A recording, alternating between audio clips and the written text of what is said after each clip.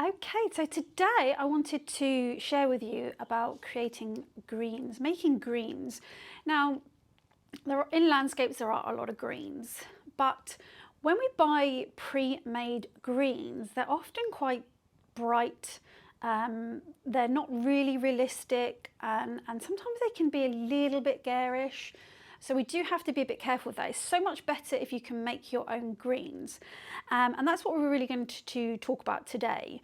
Okay, so first of all, I'm going to show you, I have a phthalo green here. Now, I love phthalo green, but I don't use it as a green and on its own with yellow, because we can see that it's really quite vibrant. And what I like to do is I like to use the phthalo green with the phthalo blue because it creates a lovely teal. But I just wanted to show you what a kind of pre-made green can look like. Now we're going to explore how we can make our own greens. Greens that perhaps are a little bit more realistic in nature. So you can use alternative, so we could perhaps use an ultramarine blue, and we can use a Hansa yellow, and then we get a much more muted green.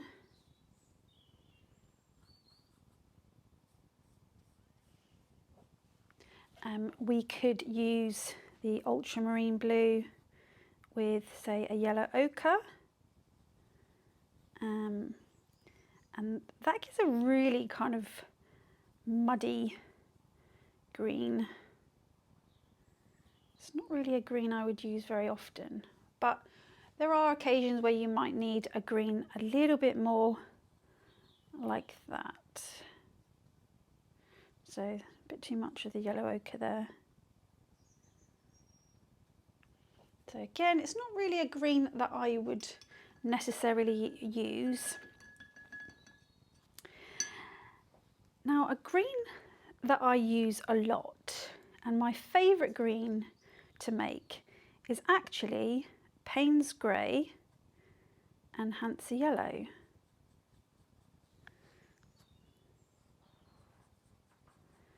And this gives a really lovely green.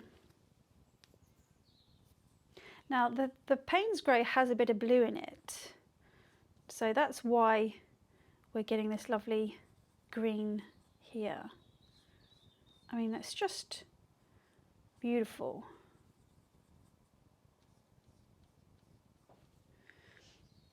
And if we want to lighten that a lot more, we can add a lot more yellow. Now, one of the ways that you can actually warm this up, the other thing I like to do is actually just add a little bit of red. So I'm just adding a little bit of alizarin crimson to the mix. And now we're getting this really lovely warmer version of the green. So I'm just going to add a bit more just to show you.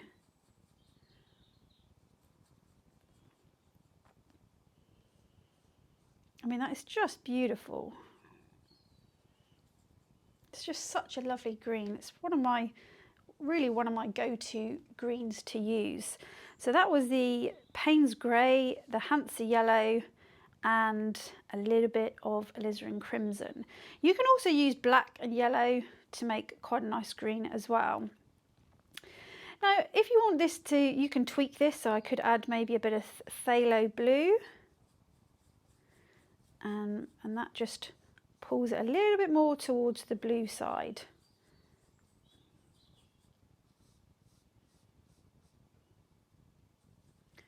And then obviously if we add more yellow, we're still getting that lovely green, but we're just a little bit more on the cooler side, whereas this one is a little bit more on the warmer side. Now you can also use, let's just say we use a phthalo blue with a bit of burnt umber and a little bit of Hansa yellow.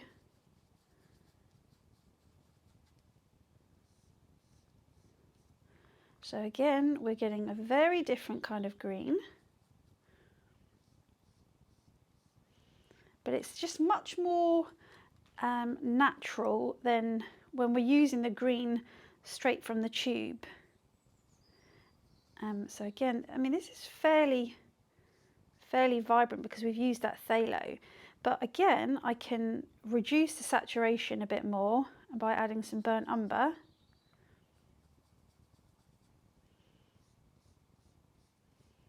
See how that just knocks out that green.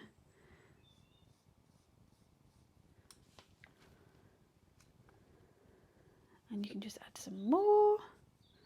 It's just so fun colour mixing. This is what I go into a lot in my Vibrant Vision programme, is understanding colour and how to get the best from colour. I mean, look at that. It's just beautiful. You know, and again, if I use the phthalo blue, because it has a green, it leans more towards a green. If I add it with the yellow, we're going to end up with a really vibrant green, which you don't often really see in nature. And it's, again, it's not that you won't want to use that. You may want to use it, but we can certainly knock out the vibrancy by just adding a little bit of red. So there's a number of ways that you can achieve a green, and it's really important to just sit and play. And so we really kind of knocked the green out there. And if we add a bit more yellow,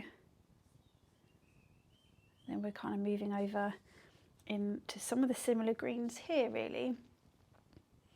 So, like I say, Payne's Grey and Hansa yellow is my kind of go-to green, and then I like to warm it up with a little bit of red.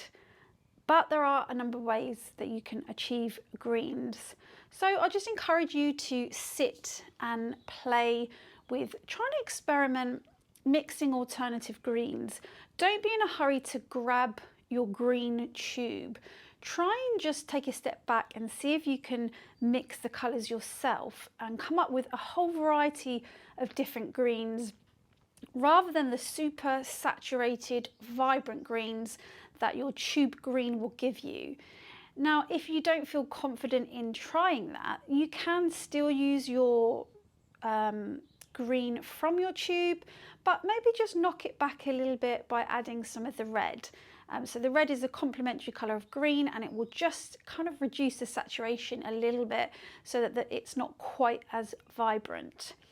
Hopefully you found that useful, and as I say, mixing greens or any colour really can be super fun, and this is something I go into a lot in my Vibrant Vision programme. So if you do want to join the wait list, then just pop over onto the website under workshops and put your name down, and hopefully you can really start to discover the joys of colour mixing even further.